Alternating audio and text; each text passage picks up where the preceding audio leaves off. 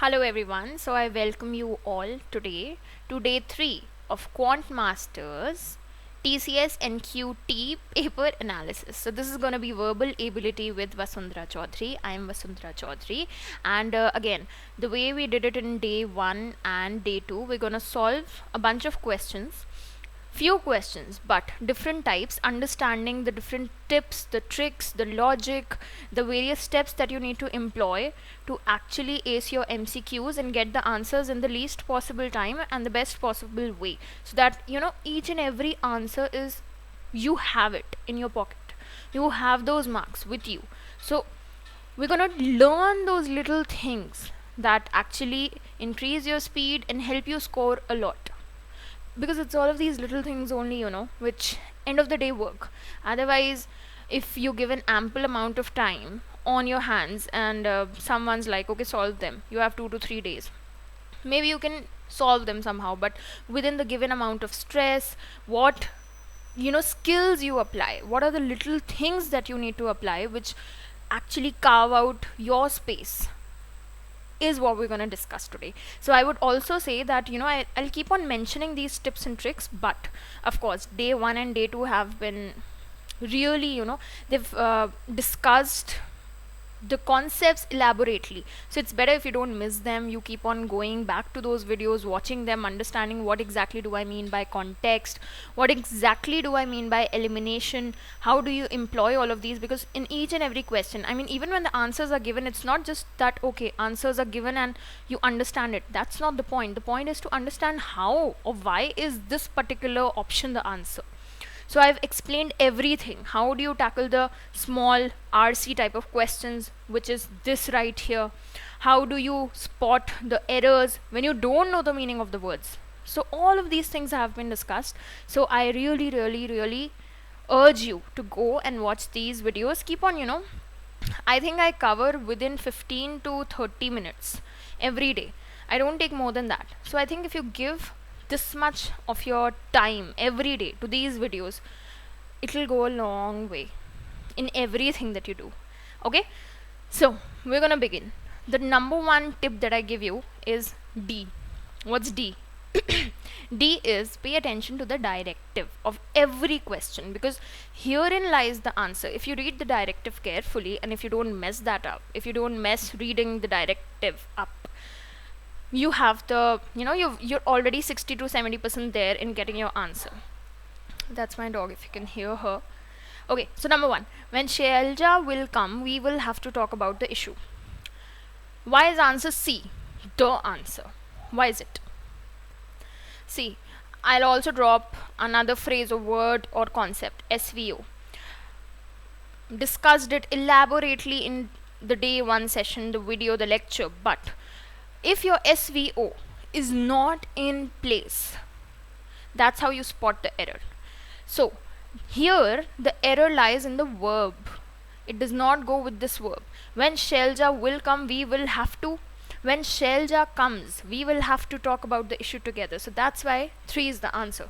So if your SVO do not go together, if all are not apt for each other, then the error lies in either of these 3.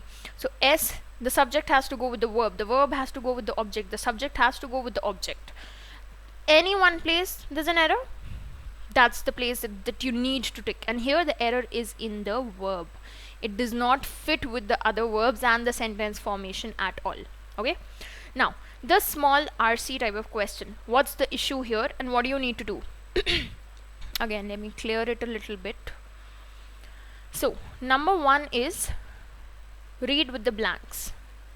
I'm not going to explain these again, because that's why I told you to please go and watch the other 2 videos, because I've done that elaborately there. I don't want to waste the time of the regular students who are here and who will keep on hearing me again going on and on about this, because I'm already extremely repetitive in my approach, so that the concept is actually bolted right there, but I'm not going to do it again here.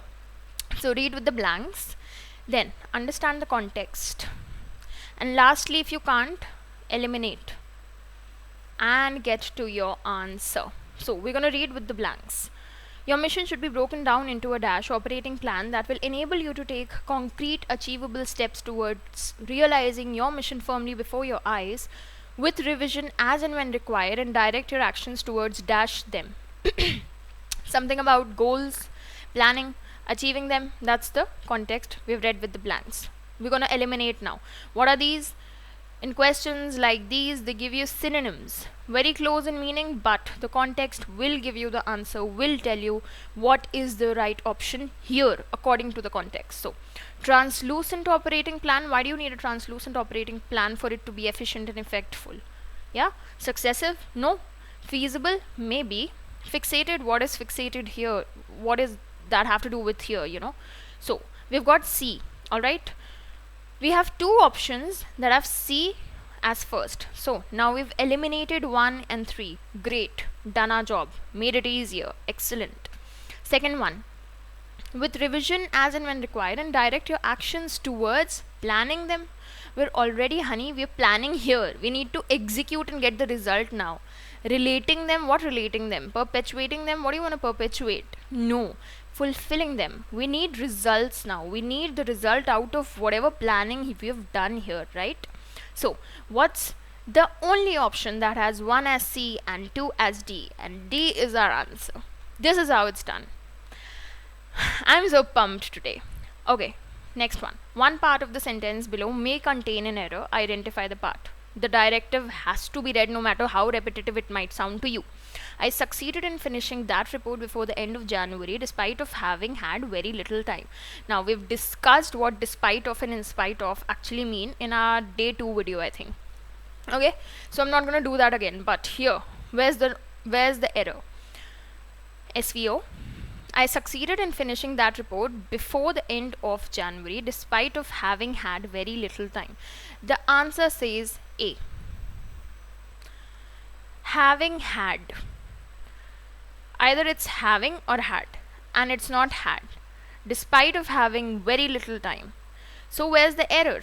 The error is in your verb, which is why SVO is the Bible, the Gospel, call it whatever you want, the Gita, to our English.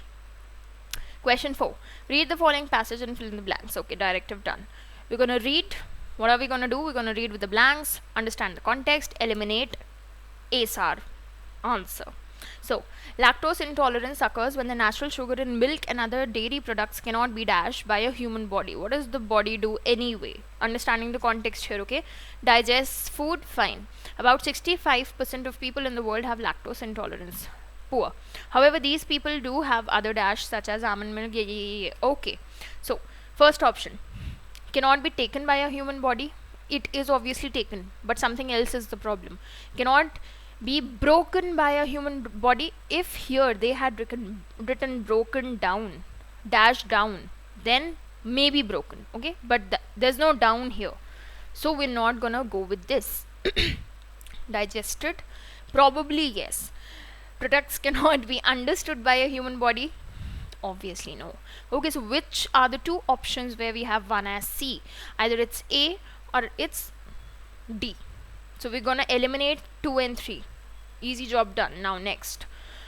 These people do have other proxies. We're not putting attendances here, right? Do have other resorts. Maybe. But let's wait. Do have other alternatives? Maybe. Do have other ways out? These are not ways out. So no. Now, if you're, let's say, confused between B and C, which two options where C is for sure have B as well? None of them. So we're gonna have to go with C. This is how beautifully the elimination trick works, because this is what the examiner does. They deliberately give you two options, both of which fit in the context, alright, but then you need to see whether the options work for you as well or not. And here they are not. So we have to go with C. Only one of them has C as both. So that's why our answer is A. Job done. Okay. Question 5. One part of the sentence, again the error. When you do a mistake in your answer sheet, just cross it out. When you make a mistake, you don't do a mistake, you make a mistake. So, see. I dash waiting for 2 hours and I cannot wait any longer. You need to fill in with the appropriate option.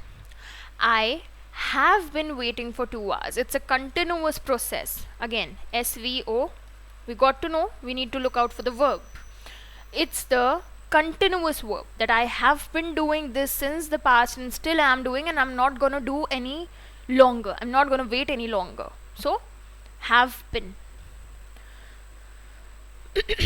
Most appropriate option, let us wait, dash the clock strikes 12.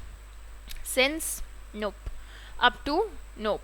Unless, no. Until, yes. Either till or until. That's your answer.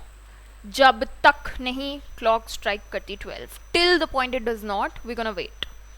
One part of the sentence, again the error. Real Madrid brilliantly played against Barcelona last night. B has to be capital. Such a grammar Nazi. Okay, so it says no error because the SVO go together. They're in tangent. It's all okay here. Most appropriate option. Shrikant dash his corporate job and joined the task force to dash his country. What do you mean by relinquished? First, to leave something, to let go of something. Alright, now it's all about the verb here, not the object. The verb here. Both of these are verbs. A. Why is A the answer? Here you need to put in a past verb because he's already done that. To join the task force, which will help him do something in the future. So, whichever option has a past here and a future here, or a simple present here, that's our answer. What is it? Fine. If you don't understand all of these concepts of the verb, the V3, the V2, which I think is all bullshit, all you need to understand anything is the context, and you're going to learn any subject, any language. You don't need to go to the rules ever. Okay? So, he did something, he left it. So, relinquished. But has relinquished? No. We'll see why A is the answer. Okay, Shrikant relinquished his corporate job and joined the task force to help him do it. Serve, yes, but there's no past here. Again, the future. So there's only one option which has a past here and a future here. Okay. Next one. For the 4 sentences. Now this one is a really good question here. You need to pay attention to how it's done. S1 to S4, there are 4 statements out of which they generally do not give you 2, and they give you 2. Either it's the first and the last, or in this one, this is the first one that we've encountered, which does not give us the beginning and the second one. It gives us the third and the last one. From the PQRs, we need to choose the 2. Now the beautiful thing about this is that elimination works really well in these questions because these are time consuming as it is. You need to read this, you need to read this, you need to read this, you need to put all of these together here. So that's why elimination, there are only 3 sentences, right? And you need 2. So you just got to eliminate 1. Understand which one that is, and then just, put it accordingly. Which one's first, which one's second. How does it work? The same skill. Read, understand the concept, the context, and then eliminate. How? 1 and 2 are missing. Harness their innate desire to be committed to excel, to seek responsibility, use their mental powers by setting an excellent example themselves. Spur people on to seek excellence by encouraging and rewarding them when they produce outstanding results. Okay, something about getting something done. Fine. The options. Part of your own drive for excellence aims to achieve maximum potential in others. Okay. These are the steps by which excellence can be achieved as an individual and also as a group. Seeking perfection for yourself entitles you to make similar demands of others. Now, mind you, since the first sentence is missing, what we need to be looking at is the introductory sentence. I want to go with blue now. So, which is the one which can fit well with the introductory one? The first sentence which sort of initiates the discussion. Seeking perfection for yourself entitles you to make similar demands of others? Maybe. These are the steps. What steps? There's nothing before the first sentence, so obviously not Q at all. Part of your own drive for excellence aims to achieve maximum. No, you're not introducing the concept here. You're continuing it here in this sentence. So not the first one. So R here as the first one. Our option is B, so we're seeing how R and P fit here. Okay. Which is the P one? Part of your own drive for excellence aims to achieve maximum potential in others. Does it fit with R? Yes. Why? Because perfection for yourself also means own drive for excellence. So R gives way to P and Q does not figure in, because where are the steps? Steps are 3 and 4. So if at all Q will come, it will come as your statement 5. Okay, so that is why R and P in that particular order are the correct statements. Sorry, correct statements. Yeah. Okay, most appropriate option. If I were you, I would lodge a complaint. If I were you, I would have done that. I would lodge it. Appropriate option. The Starks. Game of Thrones. Winter is still not coming. It's still raining. But the Starks have ruled the North for thousands of years. Why? They have done that and they're still doing it. Okay, so that's why the past one and have, because they have been doing that. Was ruling, what's happened now? They still do. Has ruled, the Starks. Does not go. This is plural. Okay, we're putting in elimination to double check our answer. And Starks and has is for singular. Ruled, the Starks ruled the North for thousands of years. If anybody has seen Game of Thrones, they still do. They keep on doing. So ruled, why the past? Have ruled. Error. Her son does not have the faintest idea what will he do after leaving school. This is a question, and you can't put a question as it is in a sentence which is, not interrogative in nature. We do not have a question mark here, do we? So here is the problem. SVO. Where's the problem? The verb. Will he do? Following sentences can be revised into a better one. We need to come up with a better, and the trick here is to go with the shortest and the most logical sentence formation. The principal met the students. The principal had won an award. The principal had won an award. Keep that in mind. The principal met the students who had won an award. The students never won it. Principal met the students and they never did win it. Never won it. The principal who had won an award met the students. Yes, because the principal won. The principal met the students and won an award. No, she already won it and met the students, right? So C is the answer.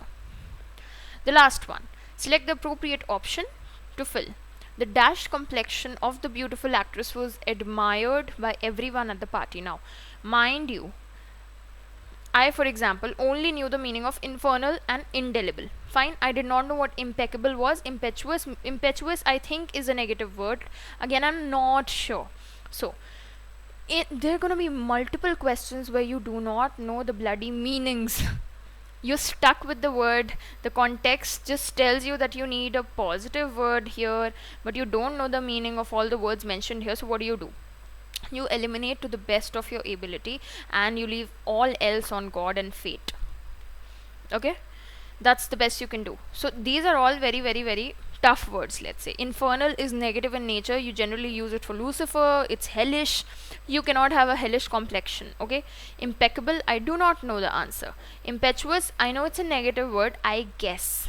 Indelible, I again don't know the answer, but I know that you cannot have an indelible complexion. So what do you do in answers like these? You eliminate to the best of your ability. Of course, here the answer is impeccable too, but the only trick is, and again another thing, only 5 to 10 questions are gonna be such that no student can answer them, and that's deliberately done. Otherwise everyone will be getting the DO kind of cutoffs where you're actually scoring 102 out of 100, and that's just not possible. So that's why only this percentage of the paper is set in such a way so that no student probably can do it, and only few outstanding ones can do. And we don't need to, if you're not outstanding, you don't need to outstand. You only need to get what you want. So if something's your goal and you can get it in 70%, why need to gruel yourself and work hard and reach deliberately that 100% if you can get it at 70? And of course, if without giving your mind that kind of stress, you can do it maybe in 80%, 90%, fine. But if something is giving you stress, never ever ever ever ever do it. Only do it till the point it helps you achieve the goal. For example, the UPSC exams. In the pre, you only need more than 50% to qualify, and it's a qualifying paper. So you don't need to sit and know all the answers. Even UPSC does not know all the answers. It's deliberately done that way. So that is smart work. This is never going to be counted. If you want to qualify, you need more than 50, and then you need to work hard in your mains, etc. So if you know for some paper the cutoff is, let's say, this much, you don't need to stress yourself for questions such as these where maybe you won't know the answer. That's fine. Nobody can know everything, but I'm still giving you the trick. If such questions come, all you need to do is use the trick of elimination to the best of your ability, and you'll get the answer. Most probably you will. So this was all. I think I have extra slides. Yes. This was all. Thank you very much. Keep on watching these series that we do every day, these series of lectures. They are going to be extremely helpful. All the tips, all the tricks that you're ever going to need to solve the MCQs for verbal are here, and probably these tricks could be used in your other sections of the papers as well, your reasoning, etc. You obviously can use these, so don't miss them. I will not be repeating each and everything in every lecture. I will of course give you the answers and tell you why the answers are so, but these are small lectures. Don't miss them. If you can, watch them, and I'm gonna see you very, very, very, very, very soon. Take care, and bye bye.